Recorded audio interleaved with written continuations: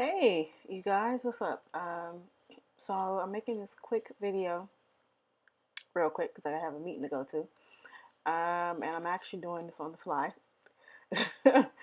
So anyway, this is a video that deals with spotting coons, right? So Uncle Toms and things like that. But I'm focusing more on the folks who are not so obvious. Okay. Let's see. I gotta edit. Where's Photoshop? I have to edit some pictures here because in case these people really aren't coons, I don't want them trying to sue me for slander. Okay. So I gotta blur their faces out really quick. 1 second. So yeah, I just kind of wanted to kind of mention. Let me see, where's the brush tool? Okay. Yeah. So basically, uh, I wanted to talk about how to spot these undercover types of coons, sellouts, Uncle Toms, brain dead Negroes, whatever you want to call them, lost. Okay, so you got your obvious ones like Raven Simone, Whoopi Goldberg, who else? Don Lemon. Oh gosh, of course, Stacey Dash, quite a few others, a lot of them. Okay, Charles Barkley. All right. But the ones that I really want to focus on are the folks who are really Afrocentric in appearance, but in their thought patterns, they are very Eurocentric, and they are very, very, very dangerous to our goals as part of the Pan African movement.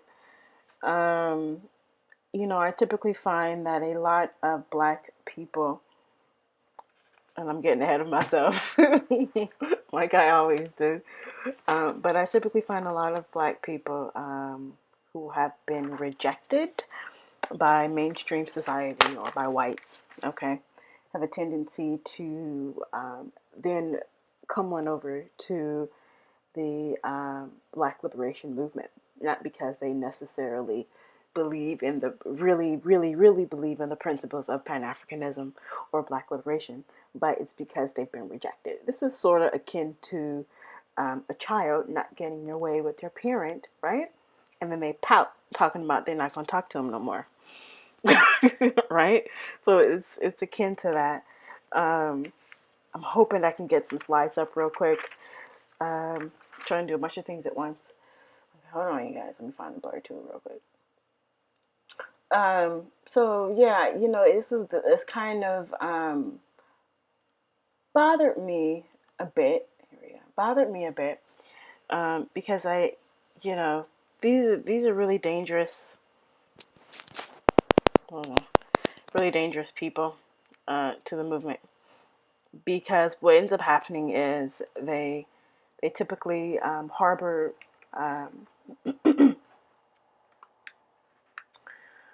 the need for white approbation, right? Or white acceptance. And a lot of times, um, a lot of these people don't even recognize it. And that's really dangerous. Now, you got the ones who know, you got the ones who know the reasons why they joined the Black liberation movement, because they were mad at white people, okay, because they got rejected. And then you got the ones who joined the Black liberation movement out of sincerity and really wanting to help Black people as a whole, but they still have that mindset of needing white validation. And at any point, once they get that, they will turn on Black people. A really good example of this, and I hate to say it, I really, really, really do, because I really love their work. What they put out is Common and Nas. Oh, don't stone me. I know those are two sacred folks, but yes, Common and Nas, who I love dearly, and who I really do believe that their hearts are in wanting, you know, wanting good for black people. But some of the things that I've heard them mention, just, it lets me know that be careful. Be very careful. And, it's not, and, I can't totally fault them, but they are at an age now, and I'm younger than they are. They're at an age now where they should probably really do some self assessment and really figure out why they say the things they say. Okay? But the whole thing about with Common and him talking about extend a hand.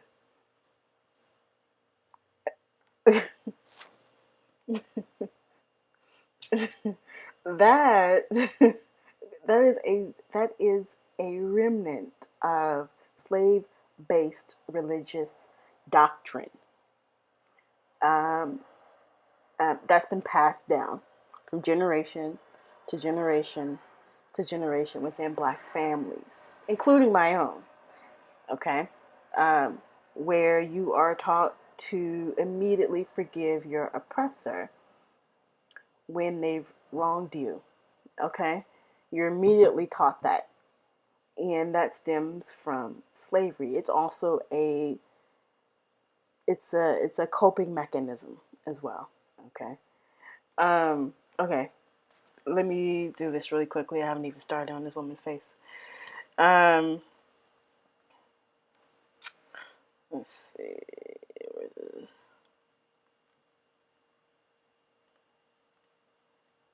I need to blur her out really good. Like, let me make the brush a little harder. Alright. Oh no, y'all. I'm sorry. Let me just. I think I'm gonna use the smudge tool instead.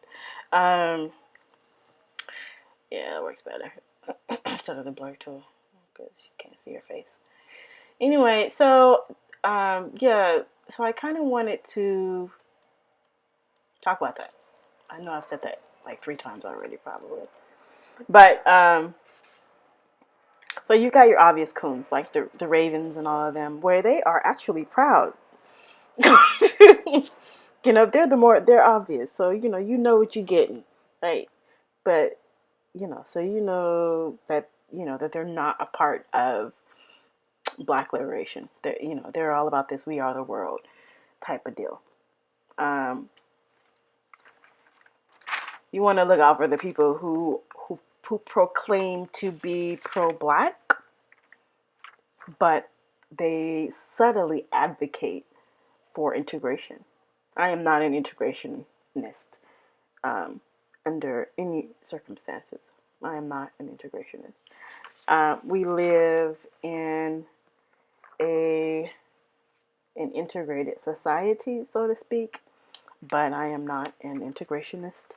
I am wholly a Black separatist, um, or you can also term it Black aggregationist. I know a lot of people um, have an issue with the term Black separatism. Why, I don't know, but some people do. Another way of saying Black separatist is Black aggregationist. Okay. Um, so folks who profess to be pro-Black, right? So these are the people who wear the garb. They either wear the dashikis or some sort of traditional African garb. They got the hair is natural, and things like that. Again, appearances are deceiving. You can't always go by that. The most woke people, a lot of times, don't have the garb, don't have the look. Okay, so you can't always go by look. Some of the biggest sellouts that I've come across many times are people who look the part, but they're not the part in reality, right? So some of the ways that you can really spot this really quickly are these kind of Blacks. They consistently harp on well-meaning Blacks. A lot of times who only have one Black parent. A really good case of this is Jesse Williams. Oh, beautiful. Just a beautiful speech. Beautiful speech. That brother is serious. Serious. He's very rare. Extremely rare. I'm not going to get into that, but he's extremely rare in terms of him coming from a successful, intact interracial marriage and becoming so pro-black. That's extremely rare.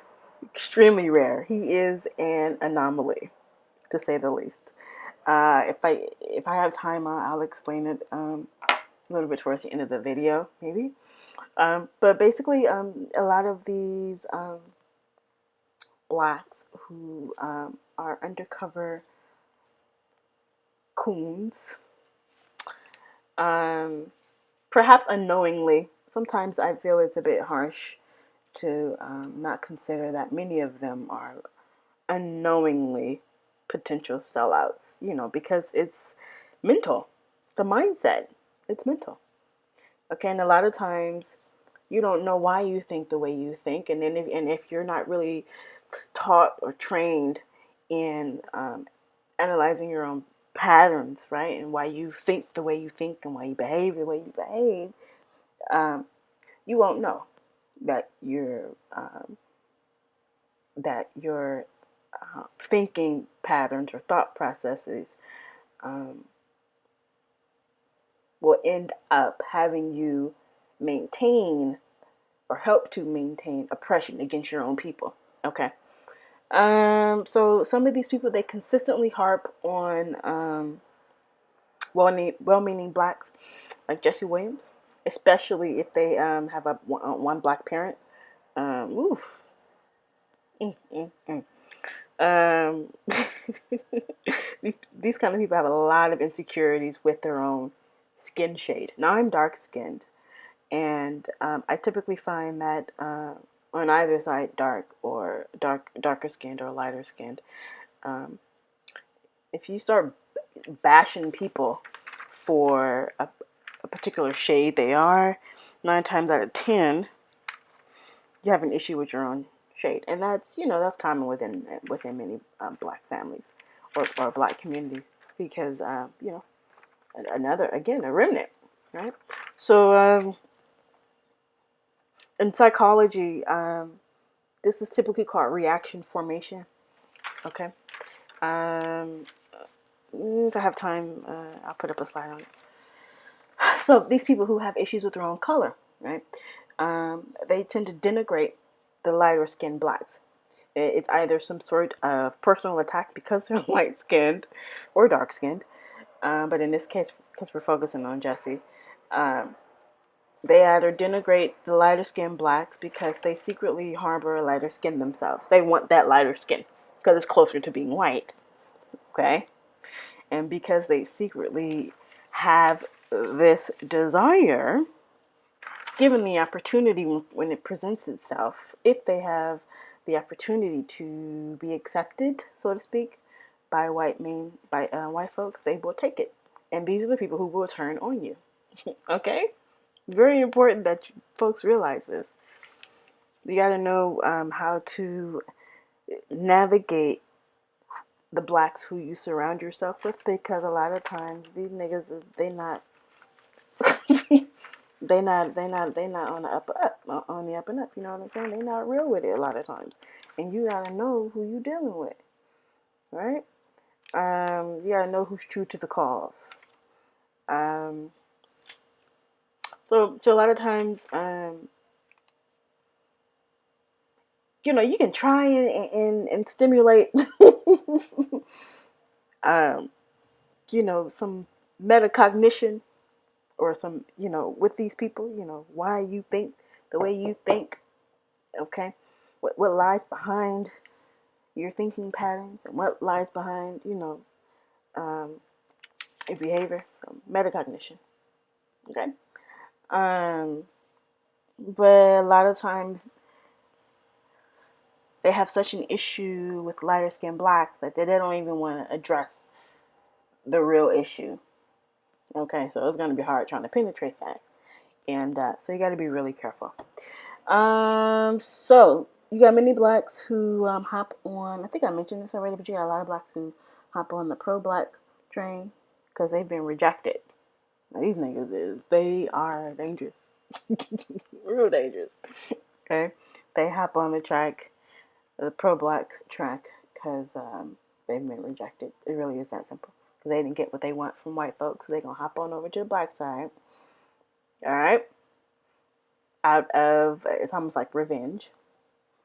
Um,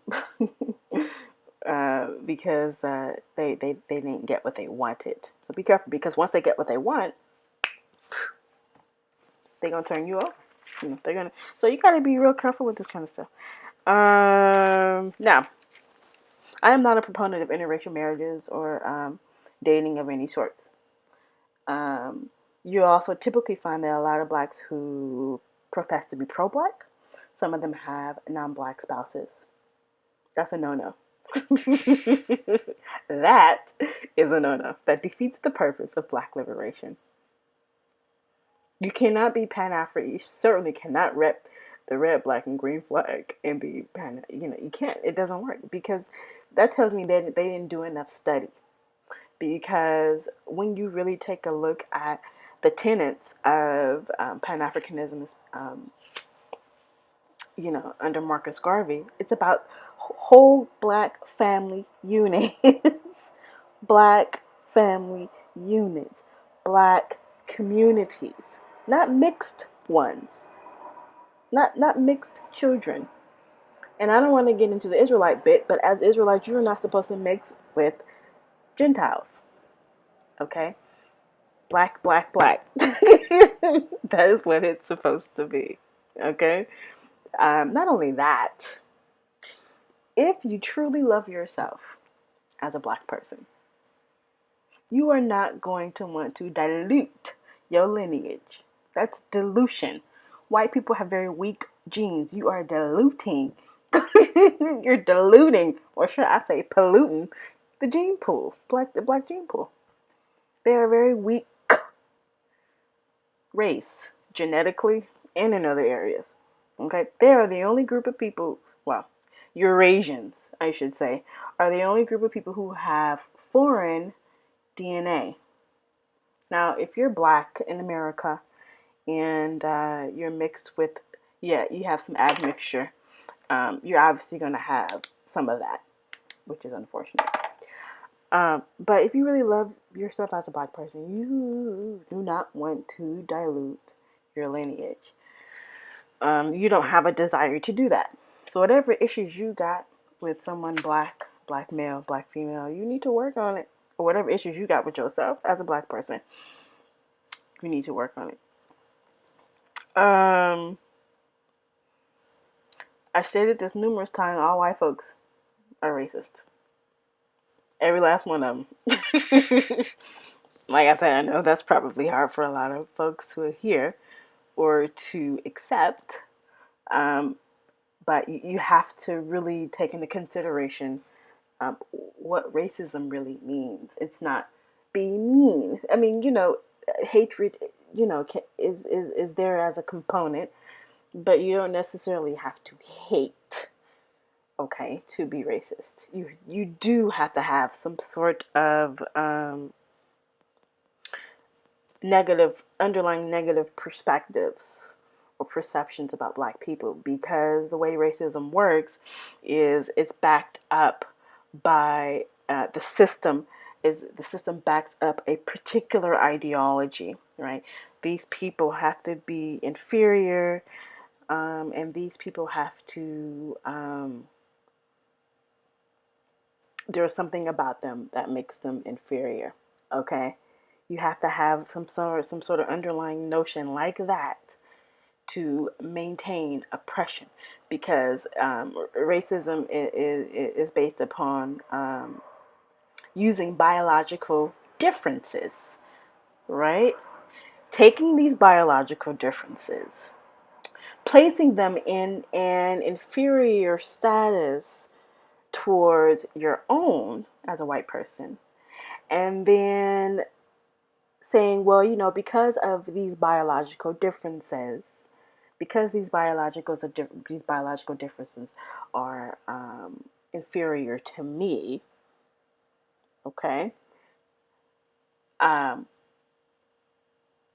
you are fit to be a slave. You're not human, okay? You're not human. See, because you're not human, you're not fit to be treated as me or treated as a human. Therefore, your status is 3/5 a person. Your property. As such, you ain't got no rights. Okay, this. I mean, you know the whole shebang, right? So, therefore, I'm going to make you slaves. It's a mindset, and it's a one that and it's one that has to be justified, and they have to justify it by treating these biological differences as subhuman. Okay, um, and then that's why we're shot down the way we're shot down. Okay, that's why we're treated the way we're treated. Okay, so what else? That's basically it. I don't think I really have anything else to add. This will be my shortest video. Um, so yeah, I just kind of wanted to point that out, and just watch out for the little signs that you see, little signals that you see. So again, coons, lost black people, if you prefer that. Um, Potential sellouts, if you prefer that. All of them, the obvious sellouts and the not so obvious sellouts, they seek white approval. I'll say non-black approval. Let me be very clear, non-black, because you have a lot of black people who want acceptance not just from white Anglo-Saxons, but they want also acceptance from white Asians, white Hispanics, Indians. Okay, not American Indians, but the ones who come from India. Okay, so they're into the multiculturalism. Okay, and they want that acceptance. They want that inclusion. Okay, so your more obvious sellouts will happily advocate this.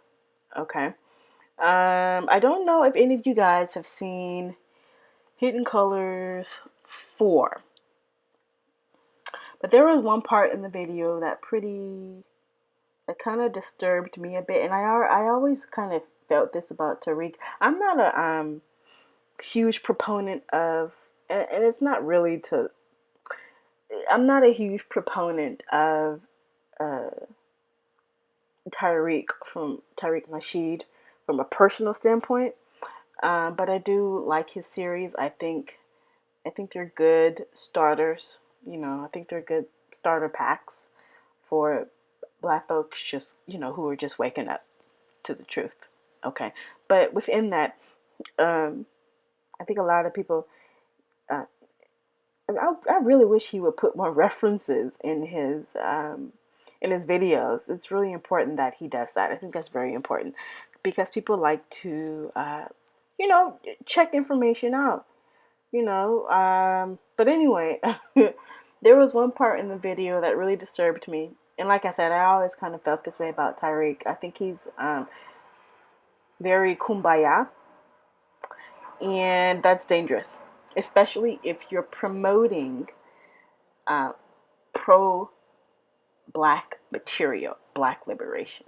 Now, see, the problem with him that I have is he uses terms like melanated people. That's too inclusive. Okay, that's too inclusive. Too inclusive. Because you have, and that's a telltale sign of someone of someone that secretly or subtly, I'll say subtly desires integration. Integration. multiculturalism. You know, all of that is all of that is death to Black empowerment. It's death to Black empowerment. Multiculturalism kills Black empowerment. You cannot have Black empowerment and be a multiculturalist. They don't mix. You can't. All these other groups, they understand that. The Chinese understand that. I'm out here in LA, right? So we got a whole mixture of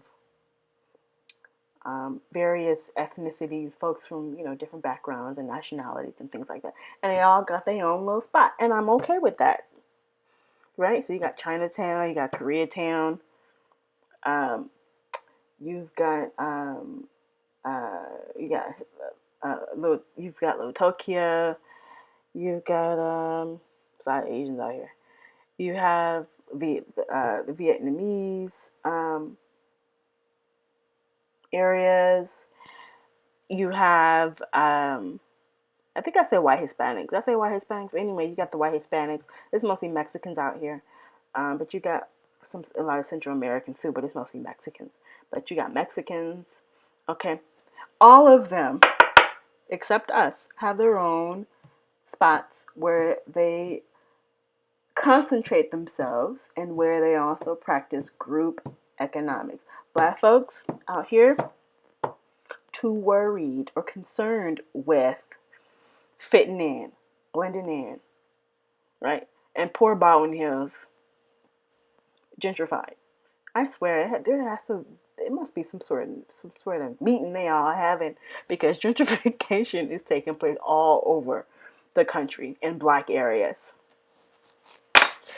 Um, Dr. Claude Anderson, I don't know if you guys are familiar with him, but Dr. Claude Anderson and Dr. Amos Wilson are two of my most important authors that I recommend.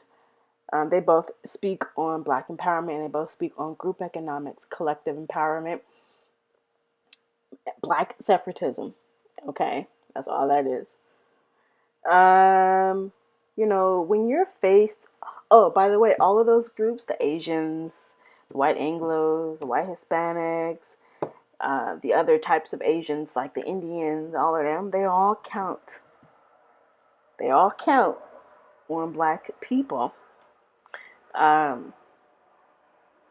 being at the bottom, because everybody's status within the hierarchy of white supremacy depends upon Black people being at the bottom. This is why they have an issue when we do try and come together and block everyone else out. Okay? When we do try and come together and focus just on us, they have an issue with it, because the majority of their money, their businesses, and things like that comes at the expense of Black people. This is why you cannot use. Let me tell you something. The majority of these people are very racist, and they do not care about Black people. All we have is each other. That's all we have. We don't have nobody else except us, and I think a lot of Black people need to really begin to realize that. I feel sorry for a lot of Black folks who don't have a huge nigga wake up call, trying to blend in with everybody. But anyway, it's very important that we don't use terms like people of color and women of color and crap like that. Okay, because what you're doing is, when you say people of color, you're saying all these people who have color. Or maybe a smidge of color, like the white Hispanics, some of the white Hispanics, okay? They brown when they want to be. Anyways, when you say that, you're stating that, you know what? All of their experiences as people of color their experiences are comparable to the Black experience in America in particular, okay? You can generalize globally, but I'm really talking about America. Okay, what you're saying is these folks, right? All of these people, right? Their experiences are comparable to Blacks in America, And our experiences in this country are not unique experience. You're saying that our experiences in this country are not unique experiences. That these experiences as Black people and as Asians and whomever else, they're all the same. They're all equal. No, they're not. Okay? And what ends up happening is because you do that, you create a pathway, an avenue for them to come in, utilize our legacy, utilize our history, utilize our struggle, utilize our advancements, so to speak, for their gain, for their agenda. And then what that does is that takes the focus off of our issues. Okay? That takes the focus off of our issues and replaces us with them. So then we're pushed out the way. Right? But they're using us for their own agenda. So you got to be careful with that. You can't be going around saying people of color because you're essentially erasing Black people from the equation altogether. All right. So that's my rant. I talked all the way this through. I didn't complete not one slide, y'all. I'm gonna see if I can do this real quick and cut it up real quick. My next couple of videos, they're probably gonna deal with. I really want to touch on the Civil War and Black resistance, African resistance. I don't know what it is, but a lot of times people seem to think that Blacks in America somehow or another were not resistant. That's not true at all. No. There were a lot of revolts in America. A lot. They were disguised. Okay, and they weren't put in the history books. That's all.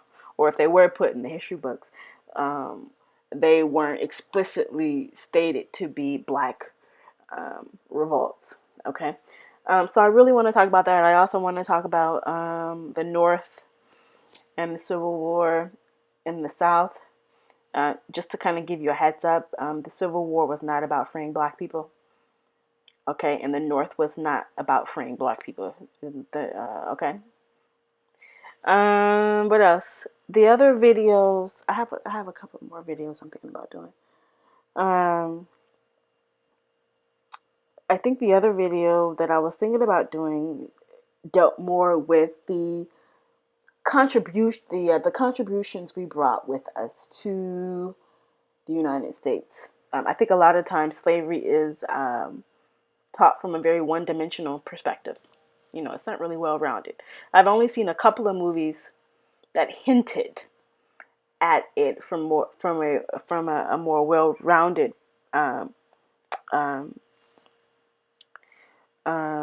what's the word I'm looking for? I guess perspective. Okay. So I've only seen maybe a couple of movies or even a series, maybe one series that really hinted at more of a three-dimensional picture. The Book of Negroes is one, and surprisingly, the new remake of The Roots. Yes, very surprising. I'm very happy that they brought up the Irish. Y'all, if you have not noticed by now, that is their new go-to. That's their new go-to, right? When they want to dismiss the Black experience or Black slavery, okay? Their new go-to now is that the Irish were slaves. That's some bullshit. I'm telling you right now. I addressed this in another video that I have up already, but that's really some bullshit, you guys. Because the Irish were indentured servants. Oh, and let me tell you, they will tell you about how the Irish were enslaved for hundreds of years by the English. Apples and oranges. Apples and oranges. That is intra-racial enslavement, not interracial. Very different. Apples and oranges. I ain't got nothing to do with what England did to the Irish folks, but y'all have everything to do with the enslavement of African people and the treatment. And it wasn't so much even being enslaved as it was the treatment of what happened.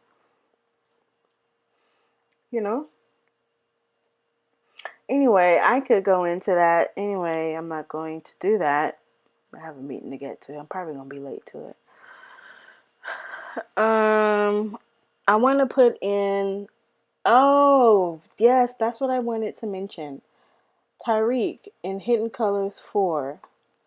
Outside of him mentioning melanated people and white supremacy and white supremacists 50 million times, that brother got to find a new word for that. Outside of that, there was one part in the clip that really disturbed me, or in the movie that really disturbed me, where he said, if,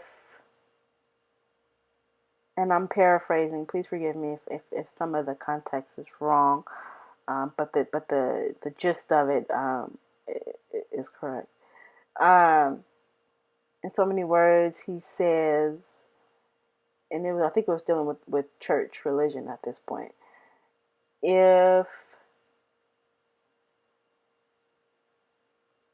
Anyway, I can't remember exactly what he said, but he mentioned something along the lines of how the church is the most segregated place, or it's the most segregated hour, or whatever, or something like that, and that I'll play the clip, and when I play the clip, I'll explain it. It disturbed me so much, and I was like, you know what? We have a right to have our own churches as Black people. We have a different culture. We have a different experience. And I want to be around my own people. I don't want to be all mixed up with folks who don't know our experiences and, who don't share our same culture. I don't want my culture all mixed up. If your culture gets mixed up, you dilute your culture. Your original culture ceases to exist. It won't exist if you're going around mixing it up. It won't exist. So it's I'm gonna get that clip up. Anyway, bye. Okay, let me see. Let me find. Where is that?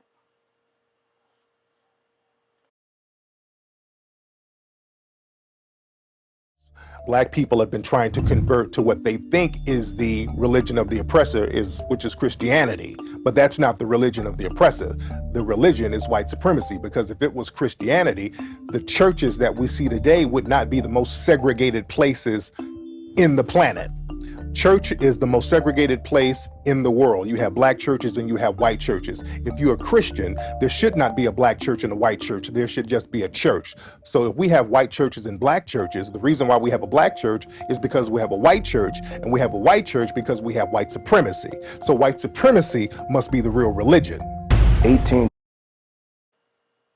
Okay, so let me kind of touch on a couple of things that he mentioned in that little clip. That's a clip that rubbed me the wrong way. Okay, number one, it is perfectly fine to have your own church, to establish a church, to found a church for your race. Every population has a different culture, and they want to be able to experience that culture within their own setting, so to speak. Okay, and that's perfectly fine. I don't want to touch Christianity simply because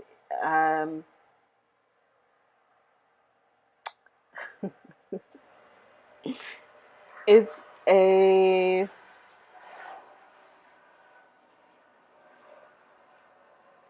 a religion that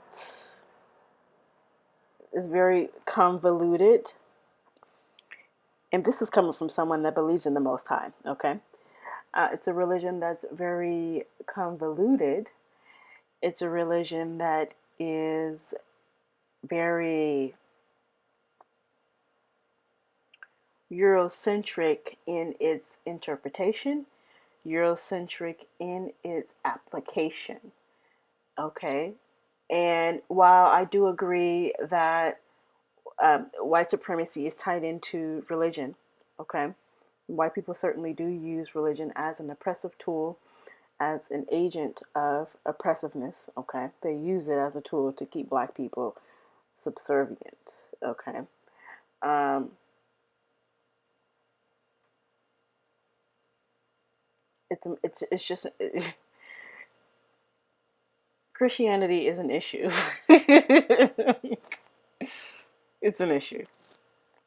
It's an entity that is a huge issue. It's a huge block in terms of properly dealing with white supremacy because, once again, like I said, white people use religion or Christianity as a tool to oppress black people.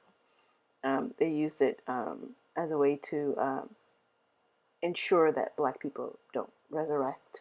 I mean, I'm not sorry, not resurrect. Well, yeah, I guess resurrect in a political and economic sense.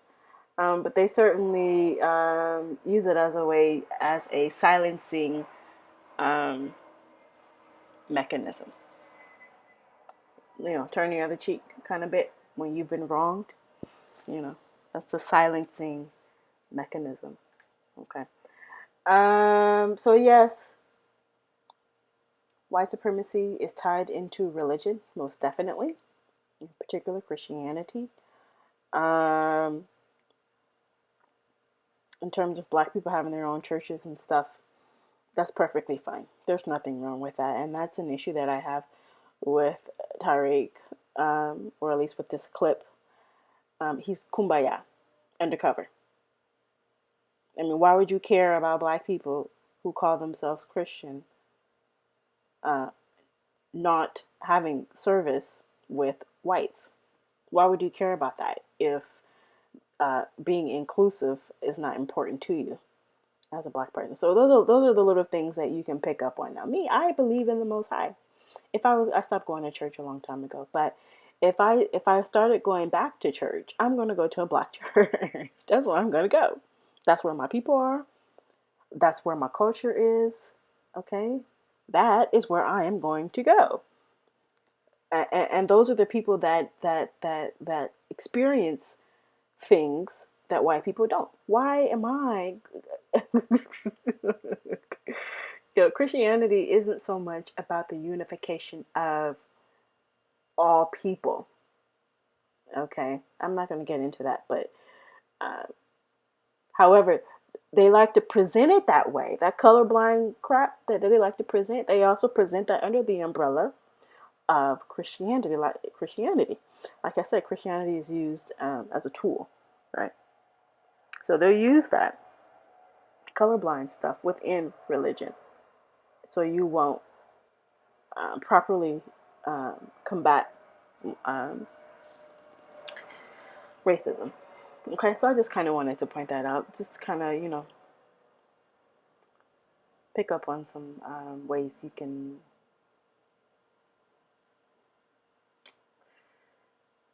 pick out potential sellouts. It is very important, especially people who promote films or movies or documentaries or whatever like this. It's under the auspice of being pro-black. It's very dangerous. But at the same time, they're professing pro-blackness, right? But they are touting undercover um, integration or integrationist principles. Okay, that's dangerous to black empowerment. So yeah, that's pretty much it. Okay.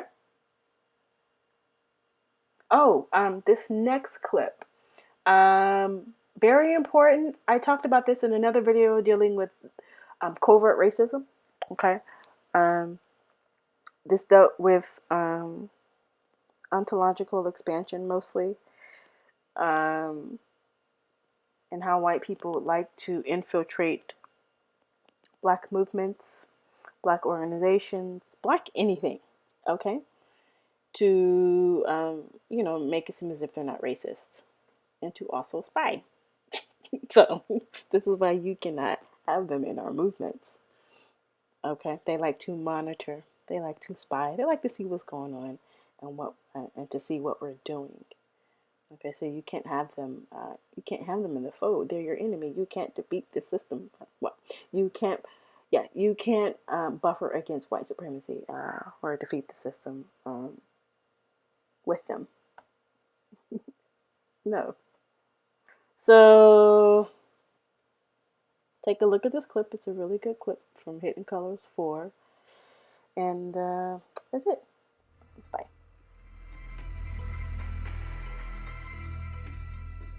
So Spingarn worked in concert with the United States government in order to give them the list of African Americans who were part of this organization, who the government believed was subversive. So on one hand, you've got people like Spingarn who are funding this organization and using it as a front to identify the thinkers within the black community so that they could be effectively neutralized one way or the other. But for them still to give the Spingarn Award to black people when Spingarn himself was turning over the membership list to Army intelligence. That's deep right there. And that's white. That means you're addicted to white supremacy right there. They exist, and they've been in the NAACP, and they've been in the National Urban League, and they were in SNCC, they were in the Black Panthers, they were in the Nation of Islam, and they were in Dr. Martin Luther King's movement. They were there. And they will be in every other movement. The question becomes, at what point does the masses of our people become so strong that their presence amongst us does not matter? And that's when you're going to make a change. Because Malcolm was real clear. The one thing about Malcolm is that you never had to send an agent in on Malcolm, because Malcolm would tell you to your face. See, you didn't need someone to spy on Malcolm, because Malcolm wasn't covert with his stuff. He was in your face telling you exactly what was going on.